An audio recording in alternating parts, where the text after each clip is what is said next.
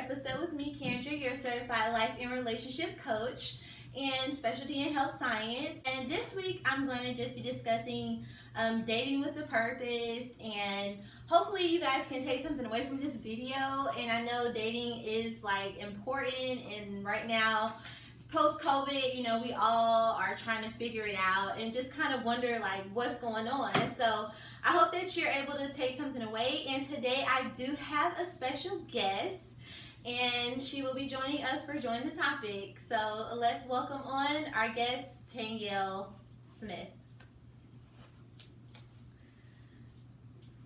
Hello. Hey. How are you? I'm doing good.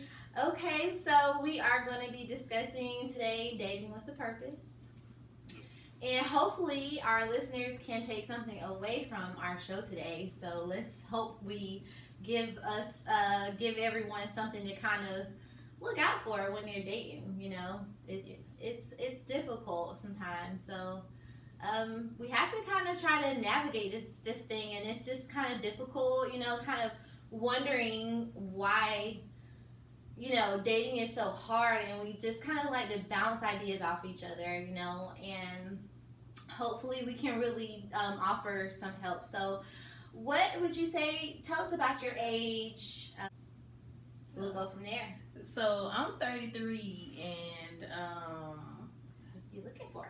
I'm looking for a companionship, because at my age, in my 20s, I really didn't date that much. It like got into like my late 20s, and I started wanting to date, and I felt like I was missing something, and that would be companionship for me. At the end of the day, I like knowing that I could call somebody up or text somebody, you know, and say, hey, what you doing, and how was your day? And I like that to be like the same way, or to go both ways at least when I'm like dating someone. Right, so dating kind of like for you has been about companionship, and just kind of like, you know, in your 20s is different than now. You're in your 30s, so yes. How has it changed? I'm a late bloomer, so. Well, we all had our ups and downs with dating, and everyone knows my story. Yeah. So I would definitely say it's not easy. So waiting to date is almost like the best thing to do nowadays. Yes. And, you know, with all of the crazy, you know, ways to date, you know, you got Tinder, we got, you know, people DMing, shooting their shots, and Instagram. I feel like, you know, dating is just so difficult, and kind of like it makes you wonder, like, is it a purpose in dating, like, or should I just like, what if I want to like go straight to marriage, you know, like what, you know, we have all these questions, right? So like, what are some questions I think that are important to ask? Is just kind of like, I would say starting off with, what is your like deal breakers, you know, just kind of like maybe not going right into the situation, like asking tough questions. Like, how do you feel about asking tough questions? Is that important, like, to get those tough questions out when you're dating with a purpose? I feel like if you ask tough questions in the beginning, that kind of like narrows it down to what you're gauging at, or what your purpose would be behind trying to find that person that's fitted for you, or a match for you. Right. So a lot of people not gonna fit your criteria or what you're looking for in the dating realm, because it's tough when you're out here dating, especially at 33. So okay, so dating with a purpose is like asking tough questions, right? Yes. So those tough questions sometimes on the first date, do you say that's important, or like waiting? How soon should you ask those tough questions? I mean, you could ask. I feel like some topics you probably shouldn't want to approach until maybe like the second date, maybe. It depends on what you're asking, really, because if it's inappropriate, then they're gonna look at you like, why would you ask me that? Right? So I guess like for me, dating would be like definitely asking tough questions, like you're saying. I wouldn't want to do it on the first or second date, but I would want to get it out as early kind of as possible. I don't know, like everyone's different how they, it's just kind of like what's appropriate for you. And for me, I know I get kind of straight to the point. Even though if I even am having a good time, I feel like, man, I don't want to waste both of our time. So I wouldn't want the date to go on like too long, and it's uncomfortable for us both. And I know me, so I hope that we can, as together, be able to kind of like relate to one another and not waste each other's time, and just maybe that's something about me. That's my personal preference, to get it out early as possible. And just be straightforward. So dating with a purpose can look like asking tough questions. I believe dating with a purpose is about knowing your values. Like, what do you value? So what would you say is something you value when you're dating with a purpose? I value a relationship with God first and foremost, because if you don't have a relationship with God, then you're not going to know how to treat your spouse or your boyfriend, girlfriend, whoever you date. And so that comes first with anything. A sense of self-worth and knowing what you can bring to the table. That's a good answer. That's really good. I think that's important. Dating with God is important. And I would say, even if it's like not the most easiest thing to talk about, like if that's something you value, like I think it's something you should mention. So that's a good thing for you. I think you should continue to do it. So honestly, values are important. How about finances? Would you talk about that early? How early? It's a little touchy because everybody is in a different place in their life. So you kind of want to approach it with a not so aggressive attitude. Just true. Just have a question that's like, how do you split your bills, or what works for you basically in life. So you don't want to be like, oh, so what you make, and stuff like that. How right? We don't want to scare them off. Yeah. I think important questions like dating with a purpose and finances has got to come up. I don't know how you can get across that conversation, and you're trying to date with a purpose, and you want to make sure everything lines up. So we talked about a couple of things. We talked about faith, finances. I mean, how important is that? Like, wow, those are some things that we don't want to overlook. And and especially 2021, it's like, I don't want someone dating and wasting their time. Like, we've been all through a lot. We had COVID. I don't want to waste my time. So it's important to just maybe make sure the person is like what you really, really want, and don't waste each other's time. That's the biggest takeaway, I feel like. So how soon would you, with your significant other, introduce them to your family? Me personally, I'd like to at least date someone for maybe a year and a half before I introduce them to my parents, because I've had my experiences with dating. I bring,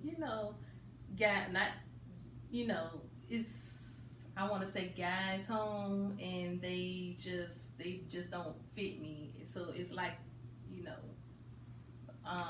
it's like a null and void situation, because I don't want my parents looking at me crazy like, why you bring this dude home, and he not somebody I see you with, and it's just awkward after that. And then especially if you arguing with the person and they just toxic, and you introduce them to your parents, then they like, you told me such and such about this person, and why you still continue to see them. And I've gotten that before, like they just don't like the person, they haven't met them. So that's another thing to look out for with like introducing people to your parents, because it may be too soon to do that. Okay, so compatibility with your family is important. It is. It's really huge. So would say a year is a good amount of time to wait into introducing them. Yes. And that's and that's a safe way to kind of get a good idea, like the person you're dating. Because if your family can accept them, we want to make sure like